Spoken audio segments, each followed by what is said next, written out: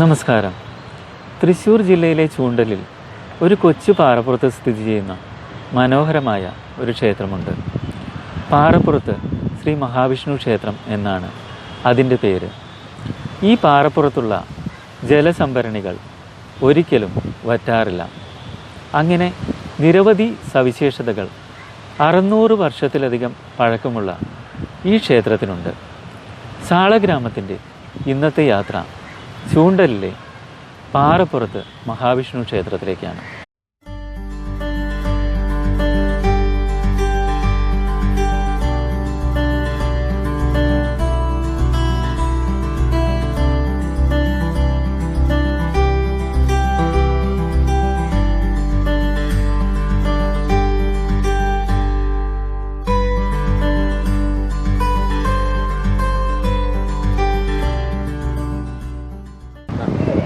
ഈ ചൂണ്ടൽ പാറപ്പുറം മഹാവിഷ്ണു ക്ഷേത്രം 941 ആണ്ട് മലയാള കൊല്ലം. ആ കൊല്ലമാണ് ഇതിൻ്റെ ഒരു ആരംഭഘട്ടമായിട്ട് അറിയാൻ സാധിക്കുന്നത്. അതിൻ്റെ അടിസ്ഥാനത്തിൽ ഇവിടെ തേക്കിൻ കാടായിട്ട് കിടക്കുന്ന ഒരു സ്ഥലമായിരുന്നു ഈ പരിസരം മുഴുവൻ. അപ്പോൾ സാക്ഷാൽ കൃഷ്ണ ഭഗവാൻ അദ്ദേഹത്തിന് ഇരിക്കാനായിട്ട് ഒരു സ്ഥലം അന്വേഷിച്ച് നടക്കുന്ന അവസരത്തിലാണ് അത് ഗത എറിഞ്ഞു നോക്കിയതാണ് ആ കാടിൻ്റെ ഉള്ളിലേക്ക്. ആ ഗത എറിഞ്ഞു നോക്കിയപ്പോൾ ആ ഗത വന്ന് വീണ് ഉറച്ചൊരു സ്ഥലം ഇരിക്കുമ്പോൾ ഉറച്ച സ്ഥലം വേണമല്ലോ. അപ്പോൾ ഉറച്ച സ്ഥലത്തിരിക്കാനായിട്ട് ആ ഗത വന്ന് വീണു. ആ വീണ് പാടാണ് വടക്കേ ഭാഗത്ത് കാണുന്നൊരു കുണ്ട്. ആ കുണ്ടിൻ്റെ അത് ഗത വന്ന് കുത്തി ആ ഗത വീണ്ടും ഉരുണ്ട് വീണ് അതിപ്പോൾ ഭഗവാൻ ഇരിക്കുന്ന ശ്രീകോവിലിൻ്റെ തെക്കേ ഭാഗത്ത് കാണുന്ന അദ്ദേഹത്തിൻ്റെ കാൽപാദം എന്ന് പറയപ്പെടുന്ന ആ തീർത്ഥക്കുണ്ടായിട്ട് ഉപയോഗിക്കുന്നത് ഭഗവാന്റെ ആ ഗത വന്ന് വീണ സ്ഥലം ഉരുണ്ട് വീണ ഭാഗമായിട്ടാണ് സങ്കല്പിക്കുന്നത്.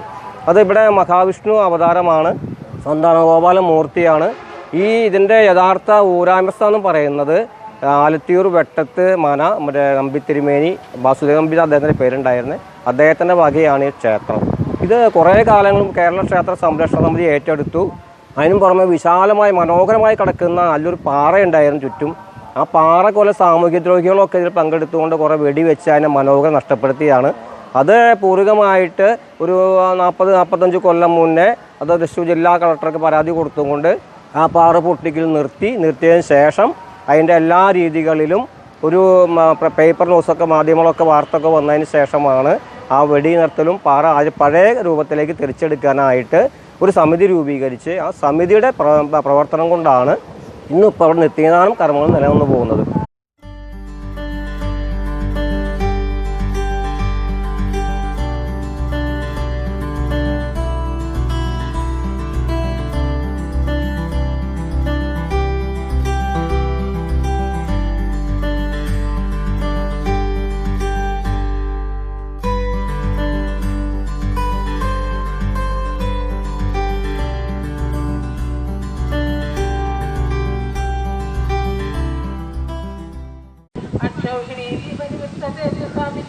ഇതിൻ്റെ നല്ല ആഴമുണ്ട്.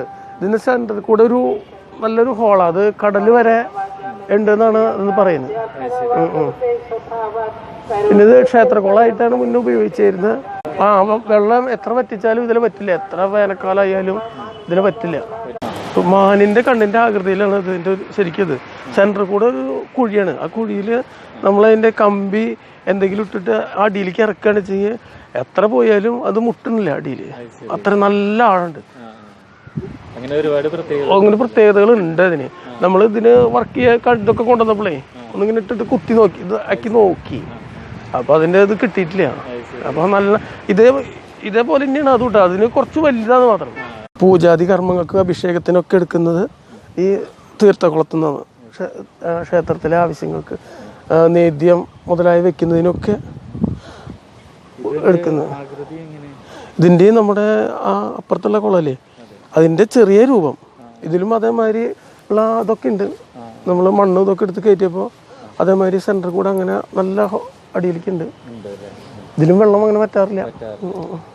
ഈ ചാനൽ നിങ്ങൾക്ക് ഇഷ്ടമായെങ്കിൽ ദയവായി സബ്സ്ക്രൈബ് ചെയ്യൂ. ഒപ്പം ഞങ്ങൾ അപ്ലോഡ് ചെയ്യുന്ന പുതിയ വീഡിയോകൾ ലഭിക്കുന്നതിനായി തൊട്ടടുത്ത ബെൽ ബട്ടൺ കൂടി പ്രസ് ചെയ്യൂ. നിങ്ങളുടെ ലൈക്കുകളും കമൻറ്റുകളും കമൻറ്റ് ബോക്സിൽ രേഖപ്പെടുത്തും. നന്ദി.